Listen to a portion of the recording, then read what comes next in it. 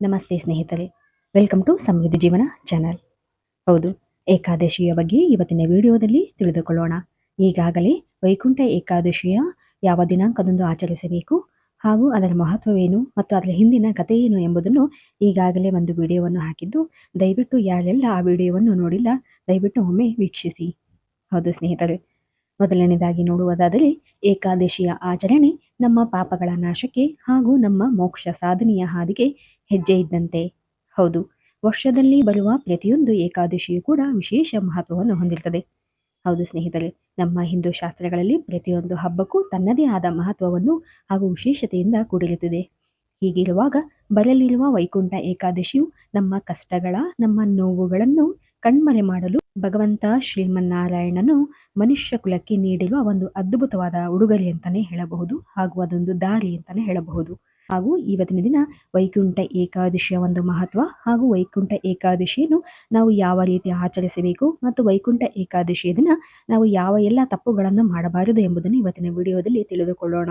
ವೈಕುಂಠ ಏಕಾದಶಿಯ ಒಂದು ಆಚರಣೆ ವರ್ಷದಲ್ಲಿ ಬರುವ 24 ಏಕಾದಶಿ ಆಚರಣೆಯ ಫಲವನ್ನು ನೀಡುತ್ತದೆ. ಅಷ್ಟೇ ಅಲ್ಲದೆ ಅನೇಕ ಯಜ್ಞ ಯಾಗಗಳ ಫಲವನ್ನು ನೀಡಬಲ್ಲದು. ಇದನ್ನು ಕೂಡ ನಾವು ಪುತ್ರದ ಏಕಾದಶಿ ಎಂದು ಕೂಡ ಹೇಳಲಾಗ್ತದೆ. ಹೌದು ಸ್ನೇಹಿತರೆ, ಅಷ್ಟು ಫಲಪ್ರದವಾದ ಈ ಏಕಾದಶಿಯು ಅತ್ಯಂತ ಮಹತ್ವವಾದುದು ಮತ್ತು ಶ್ರೇಷ್ಠವಾದುದು. ಹೌದು, ಹೀಗಿರುವಾಗ ಈ ಏಕಾದಶಿಯ ದಿನ ಯಾರು ಶ್ರದ್ಧಾ ಭಕ್ತಿಯಿಂದ ಲೋಕಪಾಲಕನಾದ ಶ್ರೀಮನ್ನಾರಾಯಣನನ್ನು ಲಕ್ಷ್ಮೀ ದೇವಿಯ ಸಹಿತ ಸಂಕಲ್ಪಪೂರ್ವಕವಾಗಿ ಆಚರಿಸುತ್ತಾರೋ ಅವರಿಗೆ ಜೀವನದ ಎಲ್ಲ ರೀತಿಯ ಕಷ್ಟಗಳು ಹಾಗೂ ಅದು ಯಾವುದೇ ಇರಲಿ ಎಲ್ಲ ರೀತಿಯ ಸಮಸ್ಯೆಗಳು ಕೂಡ ಕ್ಷಣದಲ್ಲಿ ಪರಿಹಾರವಾಗುತ್ತದೆ ಎಂದು ಕೂಡ ಹೇಳಲಾಗ್ತದೆ. ವಿಷ್ಣು ಪುರಾಣಗಳಲ್ಲಿ ತಿಳಿಸಿರುವಂತೆ ಈ ವೈಕುಂಠ ಏಕಾದಶಿಯು ಅತ್ಯಂತ ಮಹತ್ವವಾದುದು. ಹೌದು, ನಮ್ಮ ಹಿಂದೂ ಪುರಾಣಗಳಲ್ಲಿ ಹೇಳಿರುವಂತೆ ಶ್ರೀಮನ್ನಾರಾಯಣನ ಅನುಗ್ರಹವು ಪಡೆಯಬೇಕೆಂದರೆ ನಾವು ಏಕಾದಶಿಯ ಆಚರಣೆಯನ್ನು ಮಾಡಲೇಬೇಕು ಎಂದು ಕೂಡ ಹೇಳಲಾಗ್ತದೆ. ಹಾಗೂ ಈ ದಿನ ಉಪವಾಸವಿದ್ದು ಏಕಾದಶಿಯನ್ನು ಆಚರಣೆ ಮಾಡುವುದರ ಮೂಲಕ ಮಂತ್ರ ಪಠಣೆಗಳನ್ನು ಮಾಡುವಂಥದ್ದು ಅತ್ಯಂತ ಮುಖ್ಯವಾದುದು. ಹೌದು ಸ್ನೇಹಿತರೆ, ಈ ದಿನ ಮಂತ್ರಗಳನ್ನು ಪಠಿಸುವುದರಿಂದ ನಾವು ವಿಷ್ಣು ದೇವರ ಒಂದು ಅನುಗ್ರಹವನ್ನು ಪಡೆಯಬಹುದು. ಹೌದು, ಈ ದಿನ ವಿಷ್ಣು ದೇವರ ಯಾವುದೇ ಮಂತ್ರಗಳನ್ನು ಅಥವಾ ಸ್ತೋತ್ರಗಳನ್ನು ಪಠಿಸುವುದು ಕೂಡ ಅತ್ಯಂತ ಮುಖ್ಯವಾಗಿರುತ್ತದೆ. ಹಾಗೂ ಈ ದಿನ ಅತ್ಯಂತ ಶ್ರೇಷ್ಠವಾದ ವಿಷ್ಣು ಸಹಸ್ರನಾಮಗಳನ್ನು ಜಪಿಸುವುದರಿಂದ, ಅಷ್ಟೇ ಅಲ್ಲದೆ ಲಕ್ಷ್ಮೀ ಹೃದಯ ಸ್ತೋತ್ರವನ್ನು ಪಠಿಸುವುದರಿಂದ ಹೆಚ್ಚಿನ ಒಂದು ಪುಣ್ಯ ಸಂಪಾದನೆ ಮಾಡಬಹುದು. ಅಥವಾ ಈ ಒಂದು ಪಠಿಸಲಾಗದಿದ್ದವರು ಈ ಒಂದು ಮಂತ್ರಗಳನ್ನು ಕೇಳಬಹುದು. ಹೌದು, ಹಾಗೂ ಇದರ ಜೊತೆ ಈ ಒಂದು ವ್ರತದ ಅಂದರೆ ಏಕಾದಶಿಯ ಒಂದು ವ್ರತದ ಕಥೆಯನ್ನು ಕೇಳುವುದರಿಂದ ಆ ಮಹಾವಿಷ್ಣು ದೇವರ ಅನುಗ್ರಹವು ದೊರೆಯುತ್ತದೆ ಎಂದು ಕೂಡ ಹೇಳಲಾಗ್ತದೆ. ಹೌದು, ಯಾರೆಲ್ಲ ಏಕಾದಶಿಯ ಆಚರಣೆಯನ್ನು ಮಾಡುತ್ತಾರೋ ಅವರು ಅದರ ಹಿಂದಿನ ಕಥೆಯನ್ನು ಕೇಳಲೇಬೇಕೆಂದು ಕೂಡ ಹೇಳಲಾಗ್ತದೆ. ಈ ದಿನ ಉತ್ತರ ದ್ವಾರದಲ್ಲಿ ಅಂದರೆ ವೈಕುಂಠ ದ್ವಾರದಲ್ಲಿ ಭಗವಂತ ವಿಷ್ಣು ದೇವರು ದರ್ಶನವನ್ನು ನೀಡುತ್ತಾರೆ. ಮುಕ್ಕೋಟಿ ದೇವತೆಗಳೊಂದಿಗೆ ಭೂಮಿಯ ಮೇಲೆ ಸಂಚಾರ ಮಾಡುತ್ತಾರೆ ಎಂದು ಕೂಡ ಪುರಾಣಗಳಲ್ಲಿ ಹೇಳಿದೆ. ಹೌದು, ಹೀಗಿರುವಾಗ ನೀವು ಉತ್ತರ ದಿಕ್ಕಿಗೆ ಮುಖ ಮಾಡಿ ಪ್ರಾರ್ಥನೆ ಮಾಡುವುದರಿಂದ ನಿಮ್ಮ ಎಲ್ಲ ಕೋರಿಕೆಗಳು ಶೀಘ್ರವಾಗಿ ಈಡೇರುತ್ತದೆ ಎಂದು ಕೂಡ ಪುರಾಣಗಳಲ್ಲಿ ತಿಳಿಸಲಾಗಿದೆ. ಹೌದು ಸ್ನೇಹಿತರೆ, ಯಾಕೆಂದರೆ ಈ ಒಂದು ವೈಕುಂಠ ಏಕಾದಶಿಯು ಅತ್ಯಂತ ಫಲಪ್ರದವಾದುದು, ಪುಣ್ಯ ಫಲವಾದದ್ದು. ಹಾಗೂ ಈ ದಿನ ಭಗವಂತ ಶ್ರೀಮನ್ನಾರಾಯಣನಿಗೆ ವಿಷ್ಣು ದೇವರಿಗೆ ಶಂಖಪುಷ್ಪವನ್ನು ಅರ್ಪಿಸುವುದರಿಂದ ಸಕಲ ದೋಷಗಳು ನಿವಾರಣೆಯಾಗುತ್ತದೆ ಎಂದು ಕೂಡ ಹೇಳಲಾಗ್ತದೆ. ಅಷ್ಟೇ ಅಲ್ಲದೆ ನಮ್ಮ ಇಷ್ಟಾರ್ಥಗಳು ಅತ್ಯಂತ ಶೀಘ್ರವಾಗಿ ಸಿದ್ಧಿಸುತ್ತದೆ ಎಂದು ಕೂಡ ಹೇಳಲಾಗ್ತದೆ. ಹೌದು, ಮತ್ತು ಈ ದಿನ ವಿಶೇಷವಾಗಿ ವೆಂಕಟೇಶ್ವರನ ದೇವಾಲಯದಲ್ಲಿ ಭೇಟಿ ನೀಡಿ ಉತ್ತರ ದ್ವಾರದ ಮೂಲಕ ದರ್ಶನ ಪಡೆದರೆ ಪುಣ್ಯ ಪ್ರಾಪ್ತಿಯ ಜೊತೆಗೆ ಕೋರಿಕೆಗಳು ಈಡೇರುತ್ತದೆ ಎಂದು ಕೂಡ ಹೇಳಲಾಗ್ತದೆ.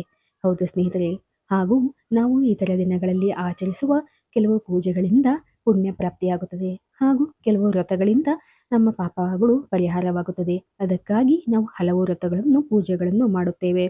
ಆದರೆ ಈ ಒಂದು ಏಕಾದಶಿ ಆಚರಣೆಯಿಂದ ಈ ಎರಡರ ಲಾಭ ಅಂದರೆ ನಮ್ಮ ಪಾಪಗಳು ಪರಿಹಾರವಾಗಿ ಪುಣ್ಯ ಸಿಕ್ಕು ನಮಗೆ ಮೋಕ್ಷ ಸಿಗುತ್ತದೆ ಎಂದು ಕೂಡ ಹೇಳಲಾಗುತ್ತದೆ. ಹೌದು ಸ್ನೇಹಿತರೆ, ಅಷ್ಟು ಶ್ರೇಷ್ಠವಾದುದು ಈ ಏಕಾದಶಿ. ಶ್ರೀಹರಿಗೆ ಅತ್ಯಂತ ಪ್ರಿಯವಾದ ಈ ಋತುವು ನಾವು ಆಚರಿಸುವುದರಿಂದ ಅಶ್ವಮೇಧ ಯಾಗದ ಫಲವನ್ನು ನೀಡುತ್ತದೆ ಎಂದು ಕೂಡ ಹೇಳಲಾಗ್ತದೆ.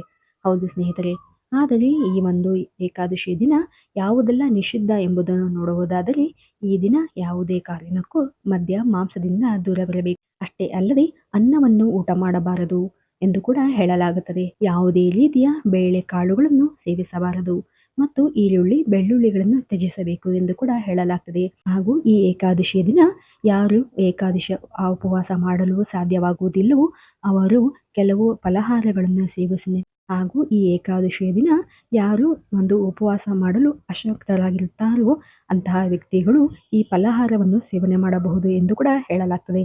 ಹಾಗೂ ಈ ಏಕಾದಶಿಯ ದಿನ ಕೇವಲ ನೀರು ಮತ್ತು ಹಣ್ಣುಗಳನ್ನು ಸೇವಿಸಿ ಉಪವಾಸ ಆಚರಿಸಬೇಕು ಎಂದು ಕೂಡ ಹೇಳಲಾಗ್ತದೆ.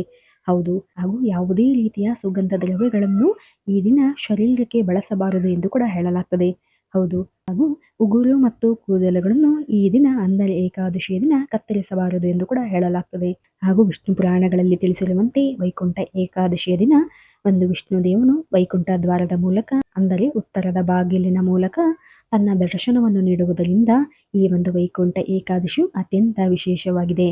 ಹೌದು ಸ್ನೇಹಿತರೆ, ಈ ಒಂದು ಏಕಾದಶಿಯ ಆಚರಣೆ ನಮ್ಮ ಜನ್ಮಗಳ ಪಾಪಗಳನ್ನು ಕಳೆಯುವುದರ ಜೊತೆಗೆ ನಮ್ಮ ಇಹಲೋಕದಲ್ಲಿರ್ತಕ್ಕಂಥ ಎಲ್ಲ ಸಮಸ್ಯೆಗಳನ್ನು ನಿವಾರಣೆ ಮಾಡುವಲ್ಲಿ ಅತ್ಯಂತ ಪರಿಣಾಮಕಾರಿಯಾಗಿ ಕೆಲಸ ಮಾಡುತ್ತದೆ. ಹೌದು ಸ್ನೇಹಿತರೆ, ಈ ಒಂದು ಮಾಹಿತಿ ಇಷ್ಟವಾಗಿದ್ದಲ್ಲಿ ದಯವಿಟ್ಟು ನಮ್ಮ ಚಾನಲ್ ಅನ್ನು ಸಬ್ಸ್ಕ್ರೈಬ್ ಮಾಡಿ ಹಾಗೂ ಲೈಕ್ ಮಾಡಿ. ಧನ್ಯವಾದ.